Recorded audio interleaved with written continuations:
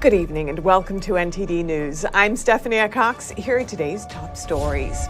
Former President Trump made two major announcements today. One of them got a little ridicule from President Biden. Congress deals a blow to TikTok. The Chinese-owned app is under scrutiny from both sides of the aisle as the Senate passes a bill to ban it from federal devices. The House recently passed a bill to end the COVID vaccine mandate for the military. Today, a group of Republican senators urged President Biden to sign the bill into law. The federal government is suing Arizona over a makeshift border wall. The government says the wall was built illegally and harms the environment. We hear from an expert.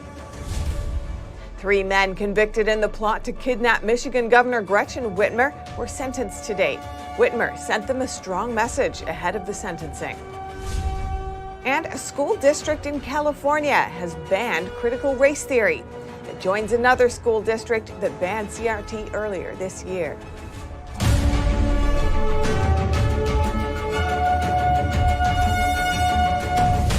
Today, former President Trump announced his plan to, quote, reclaim the right to free speech for all Americans. How will he do it and when? NTD's Arlene Richards has more. And reclaim is a very important word in this case because they've taken it away. Former President Trump is on a mission to do what he has said so many times needs to be done: drain the swamp. In a lengthy video message on Thursday, Trump detailed his plan to stop censorship. And here's my plan. First, within hours of my inauguration, I will sign an executive order banning any federal department or agency from colluding with any organization, business, or person to censor, limit, categorize, or impede the lawful speech of American citizens. And that's not all. I will then ban federal money from being used to label domestic speech as mis- or disinformation. And there's more. And I will begin the process of identifying and firing every federal bureaucrat who has engaged in domestic censorship, directly or indirectly. But he's going to need a little help. I am urging House Republicans to immediately send preservation letters, and we have to do this right now, to the Biden administration, the Biden campaign, and every Silicon Valley tech giant, ordering them not to destroy evidence of censorship. The nearly 7-minute message listed a number of other actions he plans to execute to save the nation if he's re-elected president.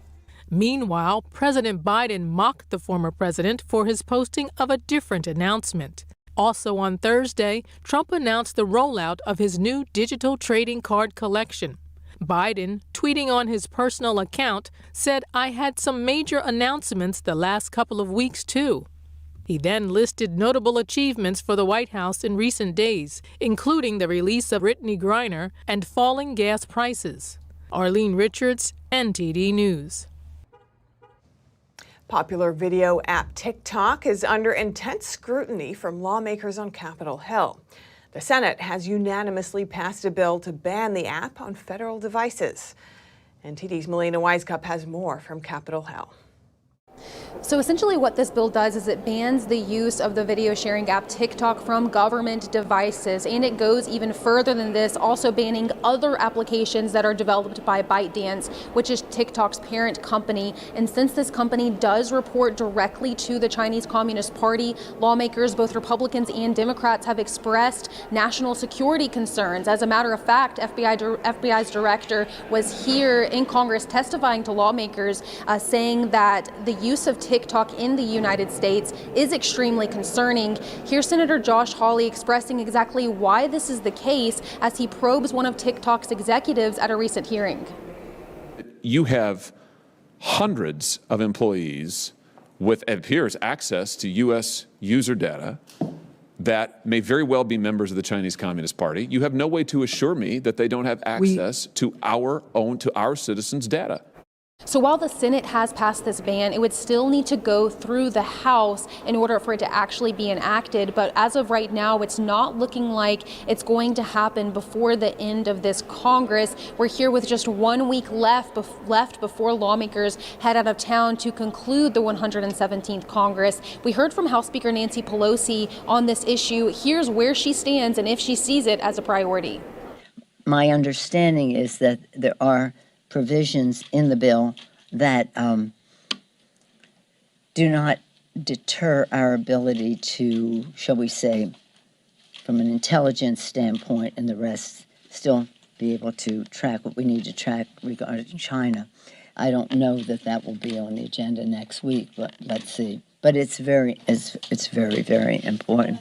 And this bill has stalled in the House once before, back in 2020, but some states are seeing this issue as an urgent one and too urgent to wait for D.C. to act. In just the past 2 weeks, 7 states have barred public employees from using TikTok on government devices. Some lawmakers here in D.C. want to go even further than this and ban TikTok completely from the U.S. Senator Marco Rubio this week introduced a bill to do just that. And that's a national security threat, but it's a direct threat to our way of life, our economics. It's allowed them to interfere in the midterm elections.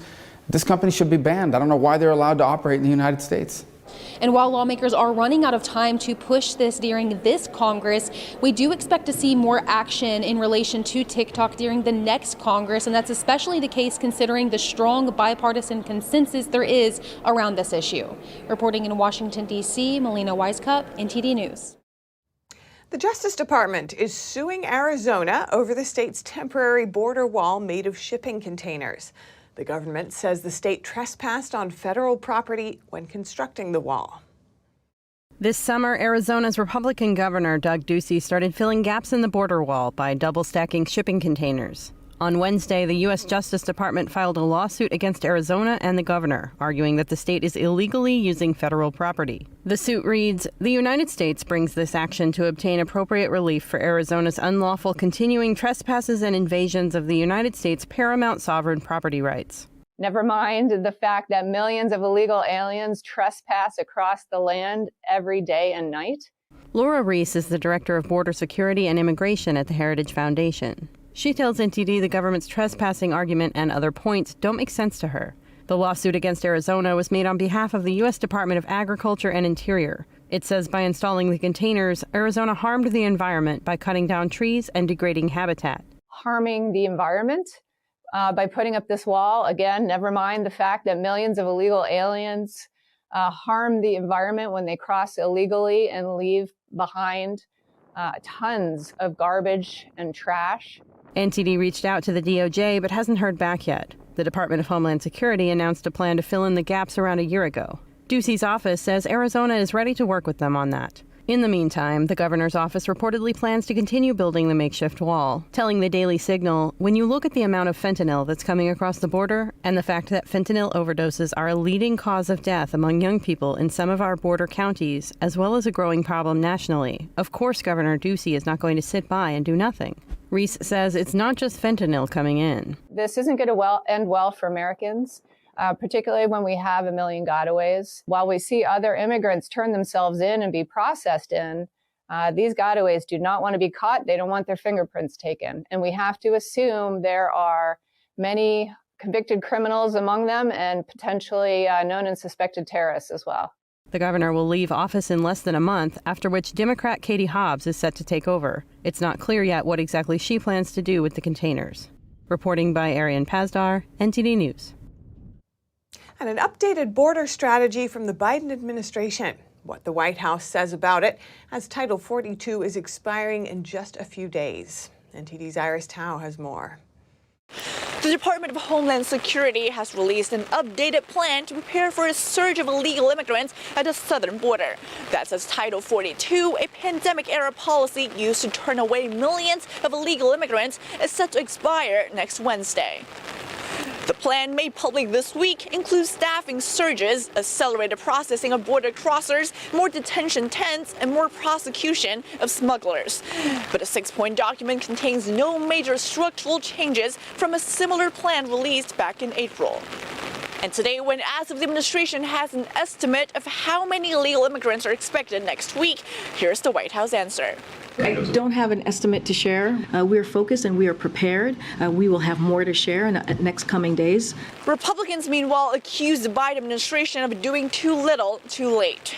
He has no plan to deport the more than 1 million people who have active deportation orders in our country. And some Democrats also voicing concerns. And Texas Congressman Henry Cuellar joining Republicans in urging President Biden to check out the border. Just showing up at the border would send a strong signal to the communities that he's there. Even before Title 42 expires, Cuellar says there are about 50,000 people already at the border waiting to get in. And according to CNN, DHS is projecting that once the policy ends, about 9,000 to 14,000 migrants could try to get into the country illegally each day. Reporting in Washington, D.C., Iris Howe, NTD News. The House of Representatives recently passed a bill that will end the COVID vaccine mandate for the military. Next stop, the Senate, and then the president's desk. NTD's Jason Perry has that story. Since the Department of Defense made the COVID vaccine mandatory for the military, thousands of service members have been kicked out of America's armed forces. And retired Army Sergeant First Class Eric Diggs says he was denied a military award for his deployment, as seen on ABC 11. I did what my country asked me to do, to say that because I don't have a vaccination, which is a choice, which I fought for people to have choices in this country, to get an into award, it's kind of a little slap in the face. Florida Governor Ron DeSantis said the federal government used misinformation to push the COVID vaccine mandates, telling everyone that if you get the vaccine, you won't get COVID. We still have Floridians, for example, who are serving active duty military. Some of those people who didn't want to do it ended up getting kicked out of the United States military over not taking a shot that doesn't prevent you from getting COVID anyways. And so there's so many things that were done based on false information. House Republicans recently passed the defense spending bill, and it includes a provision that will end the COVID vaccine mandate for the military. But it still needs to pass the Senate to get to the president's desk. And we know that the complication risk, especially for young, healthy men, is extremely high from the vaccine, causing pericarditis and other autoimmune problems. And now we want to still kick them out of the military because they refused the vaccine? And I'm not even addressed natural immunity, that we knew all along natural immunity would be better than this vaccine.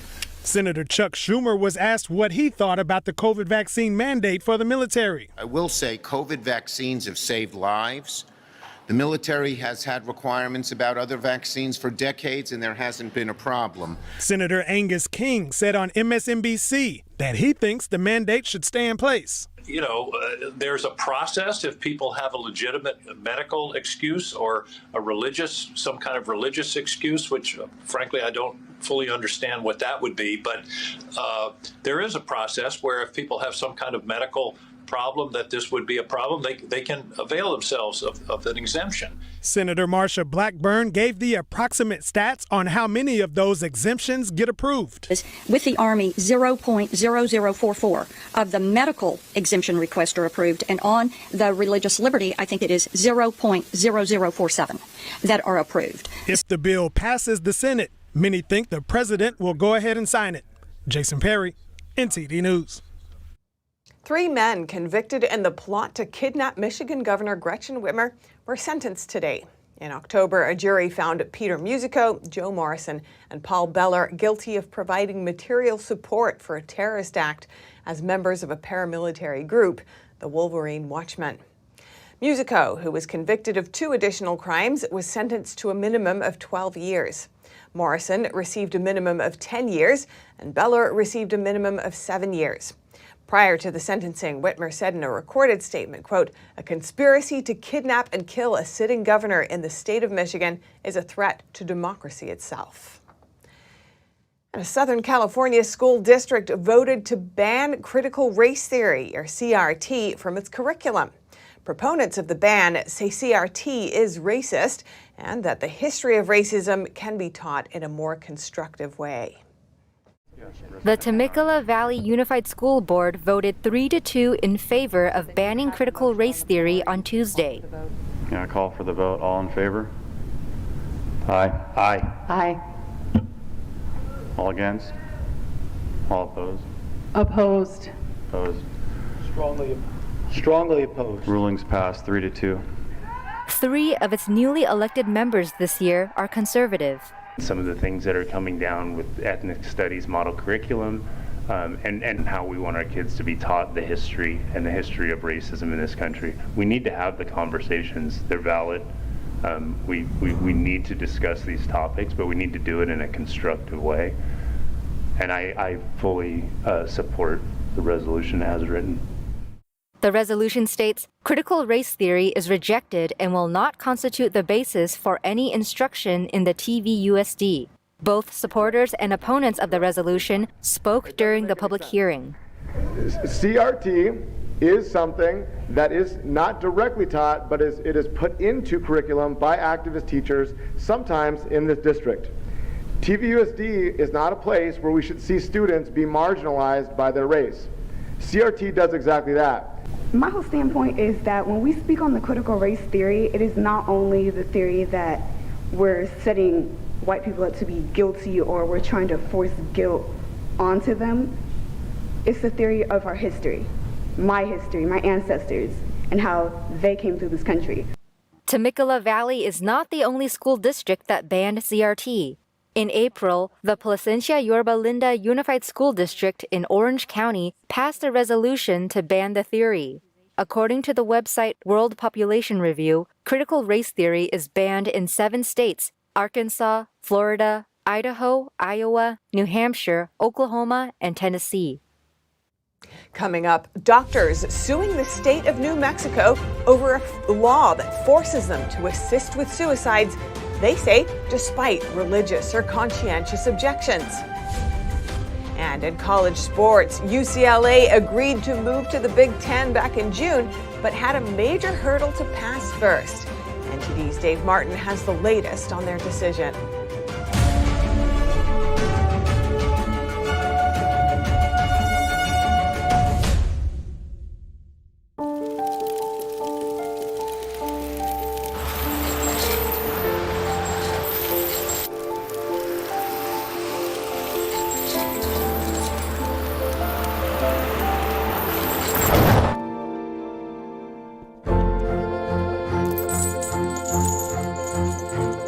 Did you know dragging chains can spark a wildfire?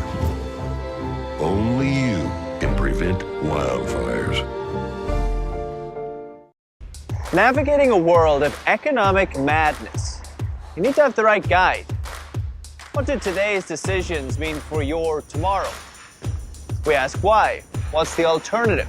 Uncover the deeper reasons and the hidden influences, and highlight the real opportunities for profit. At NTD Business, we connect the dots for you. Good evening. Thanks for joining us. NTD Business. I'm Paul Green.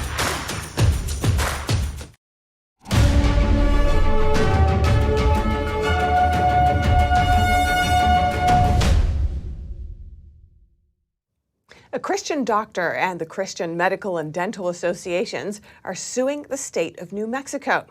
The doctors say a state law requires them to assist with suicides in ways that violate their religious convictions and professional ethics. Earlier today, I spoke with Kevin Terrio, a senior counsel at Alliance Defending Freedom, which is representing the plaintiffs. Kevin Terrio, welcome to our show. Thank you so much for joining us. It's good to be here. There seems to be more governments, both state and federal, trying to force medical practitioners to participate in assisted suicides. Alliance Defending Freedom recently filed a lawsuit in New Mexico seeking to protect a doctor's right to decline such a decree. Could you tell us about why this case is important?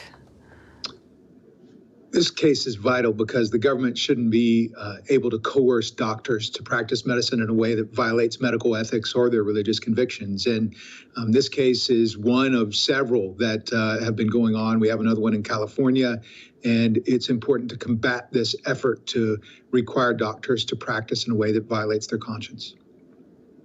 And ADF argues that this kind of requirement is unconstitutional. Could you explain more on that? Sure. New Mexico's law, for instance, requires doctors to actually participate in the assisted suicide process by either giving the patient information and or referring them to a organization or a physician that will actually give them the assisted suicide. So what that means is, even if your religious convictions, like Dr. Lacey's, our client Dr. Lacey's convictions, prohibit him from participating in assisted suicide in any way, he still has to under the law, or he could lose his license. And the suit says the act inflicts irreparable harm on the doctors it's enforced on, who are subject to criminal liability, licensing sanctions, or other professional disciplinary action if they object. What kinds of outcomes have you seen from laws like this? Well, the primary concern is that doctors will suppress their religious convictions because they're worried that they'll lose their license. In other words, they will, under protest, participate in something that violates their consciences. And so that's what this law is all about. And that's what the case is about. And that's challenging a law that forces them or puts pressure on them to violate their religious principles. And of course, even the American Medical Association says that assisted suicide is incompatible with a physician's role as healer. And some argue that under the act, the healthcare provider must ensure the individual is not being coerced or unduly influenced. But Dr. Lacey, the plaintiff in this case, says that in his nearly 40 years of experience, terminally ill people are especially vulnerable to being manipulated. Could you speak to that? Sure. Oftentimes, those that are 6 months terminal, which are those that are eligible for assisted suicide, are under an enormous amount of pressure from their families, maybe even from the insurance company, to take the cheapest way out. And the good news is that doctors like Dr. Lacey can make the patient comfortable. There's no need for assisted suicide, and the line that assisted suicide is necessary to avoid pain is simply a myth. Most assisted suicide, those who participate in assisted suicide do so just because they're worried about pain or because of loss of independence. And you're representing a case, as you mentioned, on assisted suicide in California. How is it similar and how does it differ from this case? Yeah. It's very similar in the sense that both of these laws in California and in New Mexico attempt to coerce doctors to violate their convictions. And it's the government forcing a doctor to violate their religious beliefs. And whenever that happens, you've got a constitutional problem. And for everyone who's concerned about freedom, they should be worried about this, because the government shouldn't be able to force you to do something that violates your most sincerely held religious beliefs. And finally, Canada is expanding its categories for medically assisted suicide to include those with mental illness. And they're also considering allowing minors to do it. How concerned are you about how far this could go? We're very concerned because in places where assisted suicide has been around for a long time, like Belgium, they are actively euthanizing people over there because of minor concerns, like, for instance, they're alcoholics or they're depressed. And of course, Canada is following along those lines. And so that's why we think it's important, and our clients, the Christian Medical Dental Associations, thinks it's important that we give patients understanding, medical care that helps them make sure that they're comfortable, not urge them to kill themselves. All right, Kevin Theriault, Senior Counsel at Alliance Defending Freedom, thank you for your time. Appreciate you having me on today. And now over to sports news. Here's NTD's Dave Martin with today's top stories. Thank you, Steph. UCLA is officially headed from the Pac-12 to the Big Ten. Though USC and UCLA initially agreed to the move more than 5 months ago, in what was a shocking development, UCLA first needed approval from the University of California Board of Regents. The board approved the deal Wednesday, but with financial stipulations to the University of Cal Berkeley attached. Now, UCLA and Cal are sister schools, and because the loss of USC and UCLA and their massive LA market would significantly weaken the Pac-12 and thus lower the revenue Cal would receive from the conference, UCLA has to pay a subsidy, reportedly between $2 and $10 million to their sister school. While the Big Ten recently agreed to a massive 7-year, $7 billion TV agreement, the Pac-12 is without a future one, so the subsidy amount has yet to be determined. And in soccer news, an Iranian soccer player reportedly faces the possibility of execution for, quote, campaigning for women's rights and basic freedom in his country, according to the International Federation of Professional Footballers. The 26-year-old player Amir Nazar Azadani was not a member of the World Cup squad, but had played professionally in Iran. He's been accused of being part of an armed group that was involved in the deaths of 3 security officers, according to state news agency IRNA. And for your sports viewing schedule tonight, the NBA has a quadruple header planned, highlighted by a meeting between 2 of the best records in the league as the Milwaukee Bucks play at the Memphis Grizzlies. And in hockey, the NHL has 12 games on tap for tonight, including the Washington Capitals and star winger Alex Ovechkin, who's just 1 goal away from tying Gordie Howe for 2nd place on the all-time list. They host the Dallas Stars.